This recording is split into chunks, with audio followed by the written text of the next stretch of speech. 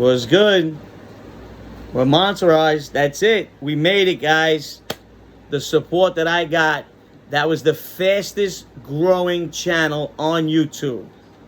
I've built channels for people. I've given subs away. Came on and did my own. You guys supported me. The haters hated. They jumped off ship. My supporters from the beginning, 50% of them jumped off, 50% stood. The new ones came, and I still made it there faster than any other mob channel. Guys are the best. I'm going to give you a little quick one. Monterize today, Saturday afternoon. Banging it out. Banging it out in BK. That's what we're doing. Big things now. Nothing but the best, guys. You're going to get stories every day. Tell your friends, tell your family members, sign on, hit that sub. Let's let Hootie reach the top and let the haters hate. Threatening jail, threatening the FBI. Who even has the number to the FBI? I don't even know. How can you even get the number to call the FBI? These guys got the FBI's numbers. Who are these guys you're dealing with? Yeah, JC stalking every show. Throwing my ex's name out there. Then they want to say that I throw names out there. I'm not saying I'm going to punch anybody in the face. All I'm saying is I'm going to stick up for myself. You guys want to beat everybody up on YouTube and Instagram. Not me. I'm a lover. You just get mad at me. What are you mad at me for? You were dummies. I gave you guys gold. You just didn't want to accept it. I put my hand out. You just bit it. Now look at you, JC. You got to wear the same shirt again for the next 12 years. You've been on since 2011. 2011. You have 4 subscribers, you moron liberal. What are you, liberal telly? What do you call yourself? I don't even know politics. This guy, go back to the politics. I see something ex-Venezista gangster. They don't let gangsters go back to college when they get pinched for drugs. That's his claim to fame, okay? Please, stop trying to take M. Callie's story. It's not yours. I put you there to edit my shows, clown. That's what you were there for, because I don't do none of that. The show's in your name. That's why you perpetrate and put videos up of me, you fool. Keep mentioning my name. It's blowing up, and it's all Hootie. Nobody else. I gave you a chance. I was going to let you get on the back, and I was going to take you with me. Clowns, JC, mentioning my ex, putting all these names. Now, it's all he is. My ex, you, Stacks. I want all... listen, let everybody jump aboard. I've been doing... Like, I was a loner in the streets. I'm a loner now. Okay? Keep it going. You want to know why? Because I got the goods. I put stories out that never been told, that the movies get wrong. They love it. And they're going to continue loving it. And my supporters that I got from day one, these are the best. Hats are going out. Not asking anybody to purchase. Listen to these idiots. Think I even waste time, got to hire lawyers for fake charities overseas. That's the best. You know what you think? I got enough problems with the feds. Yeah, follow the money. That's JC. He's still trying to collect on his nickel bag. Fucking idiot. Oh my God. I love it. Please, I don't want no mob channel shouting my name, talking about me.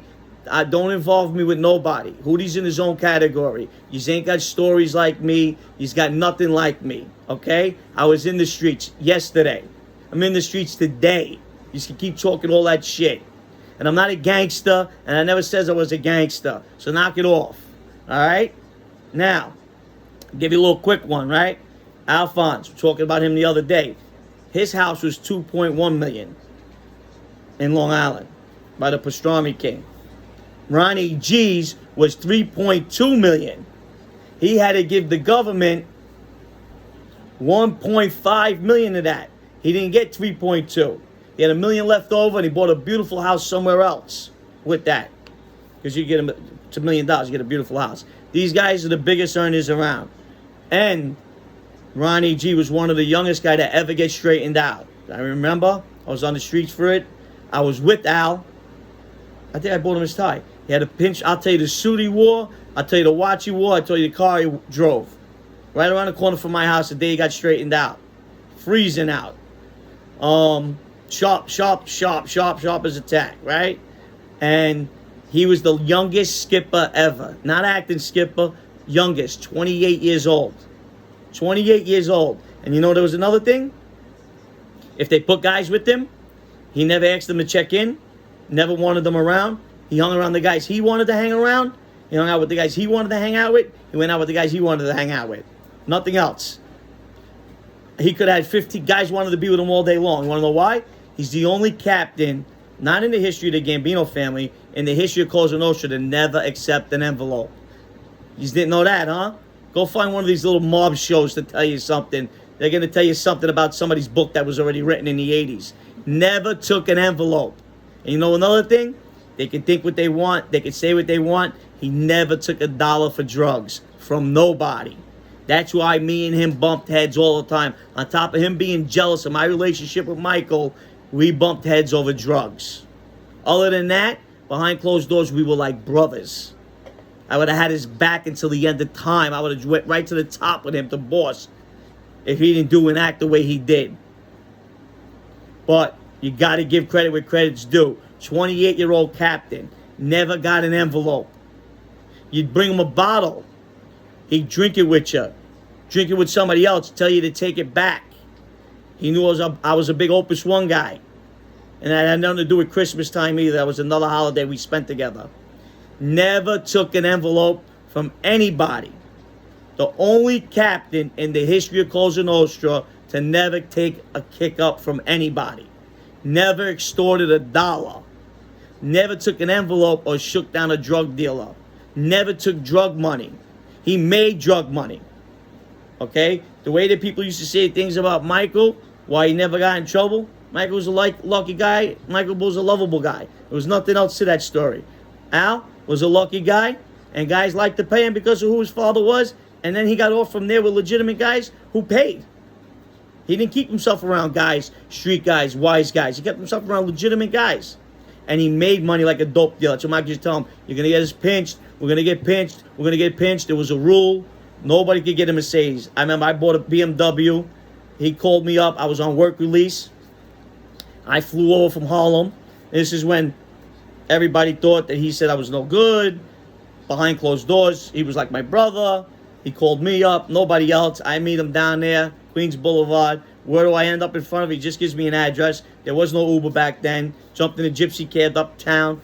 Got myself in Long Island City in front of a Mercedes-Benz dealer.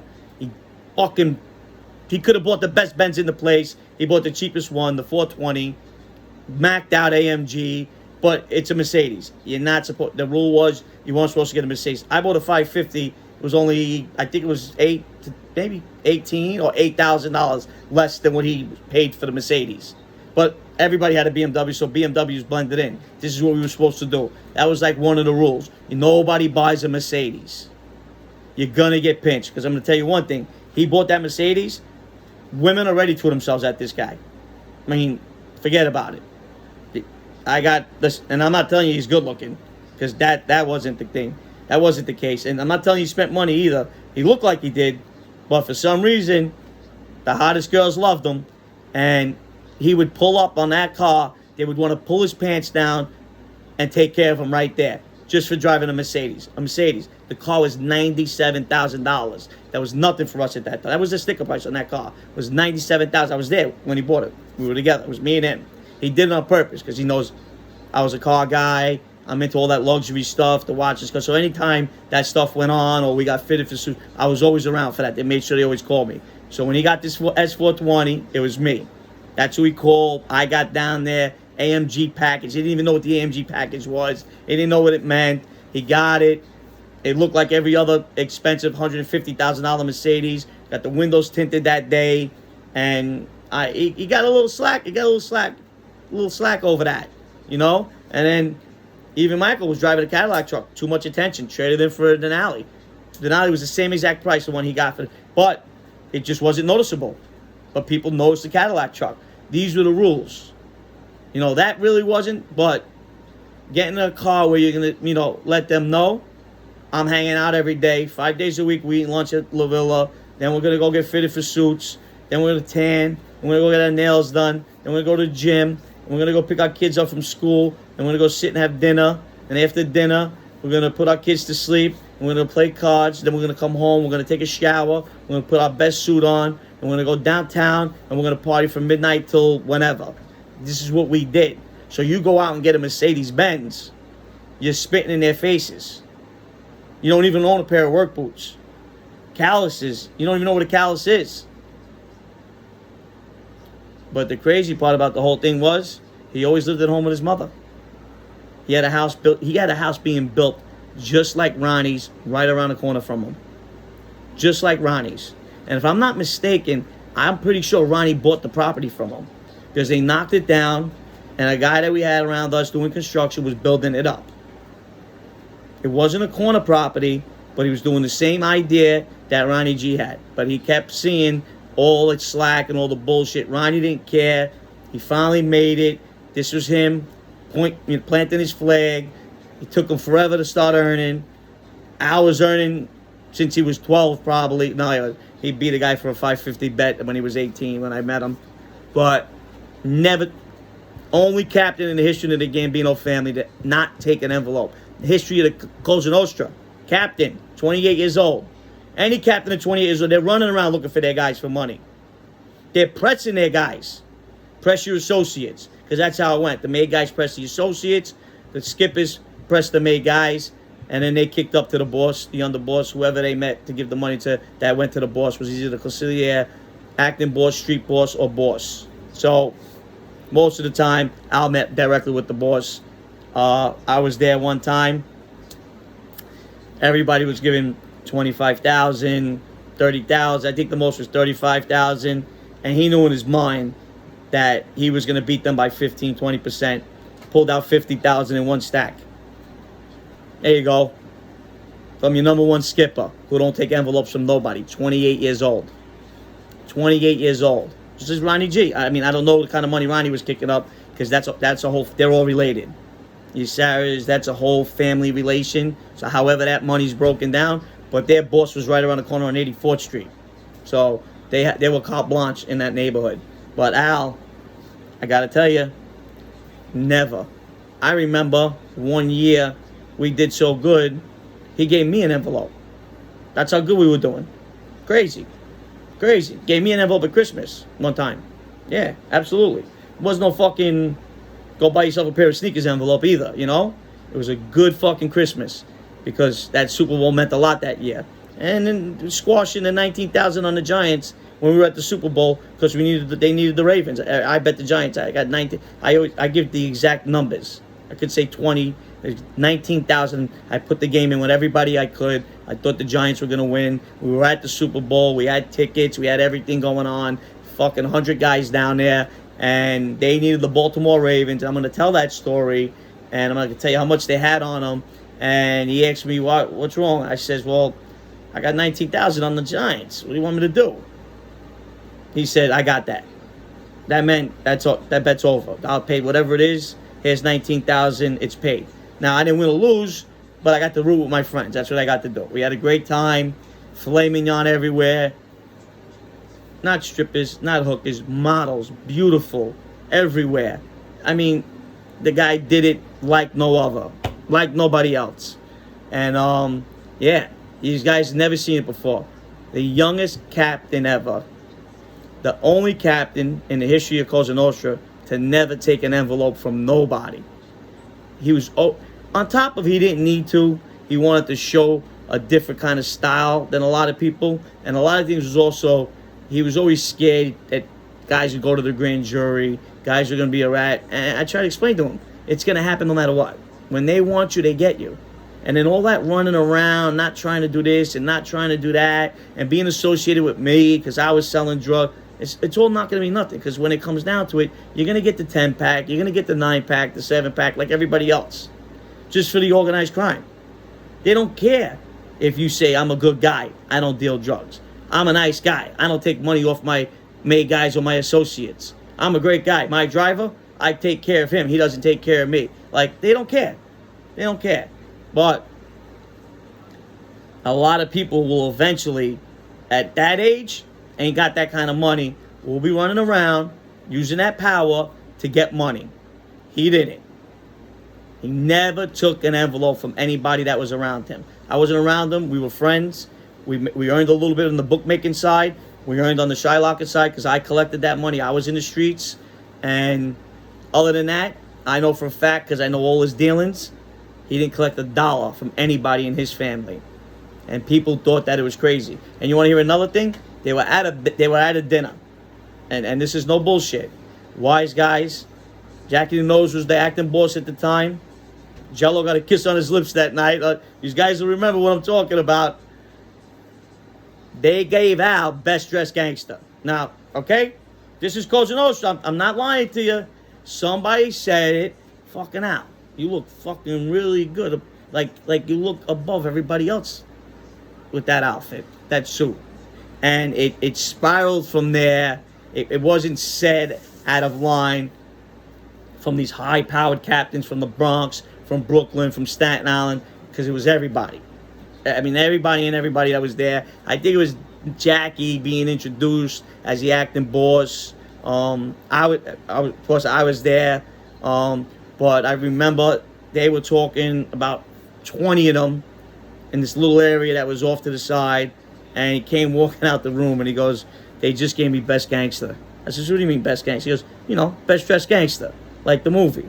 And I wasn't too familiar with the third part of The Godfather, because I only watched The Godfather. I really didn't watch mob movies.